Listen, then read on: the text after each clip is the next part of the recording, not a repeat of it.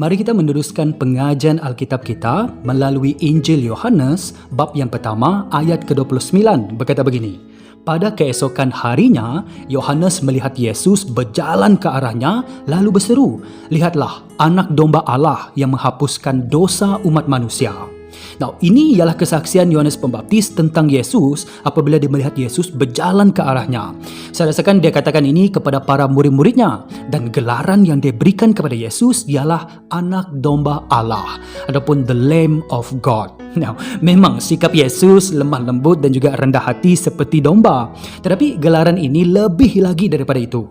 Sekurang-kurangnya ada 4 gambaran latar belakang untuk gelaran ini. Gambaran yang pertama ialah haiwan korban pagi petang yang dilakukan setiap hari di Bait Suci menurut hukum Taurat. Gambaran yang kedua ialah domba jantan yang disediakan Tuhan ketika dia menguji iman Abraham di Moriah dalam Kejadian bab yang ke-22. Dan gambaran yang ketiga ialah anak domba yang dibawa untuk disembelih. Ini merujuk kepada hamba Allah yang dinubuat dalam Yesaya bab ke-53. Dan gambaran yang keempat ialah anak domba yang dikorbankan pada hari Paskah bagi mengingatkan bagaimana Tuhan membebaskan umat Israel dari Mesir dalam Keluaran bab yang ke-12. Nah, keempat-empat gambaran latar belakang ini pasti ada dalam fikiran Yohanes dan juga para pembaca Injil ini. Tapi pada ketika itu, pada pandangan saya, ianya lebih merujuk kepada anak domba Paskah.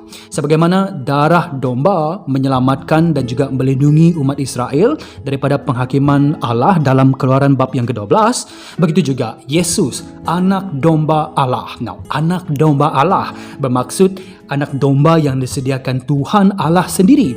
Yesus ialah anak domba Allah yang akan menghapuskan dosa manusia. Ya, kita melihat Yesus, dia ialah Tuan kita. Jadi marilah kita melayaninya. Yesus ialah Raja kita, mari kita mentaatinya. Dan Yesus ialah Guru kita, mari kita mendengarnya. Tetapi Yesus lebih lagi daripada itu. Yesus ialah anak domba Allah. Mari kita datang dan mengimaninya. Kerana melalui pengorbanan Yesus di kayu salib, dia telah menghapus dosa kita. Lihat, anak domba yang menghapuskan dosa manusia. Nah, sebenarnya ada satu lagi gambaran latar belakang, iaitu yang kelima tentang anak domba, iaitu anak domba yang berada di syurga.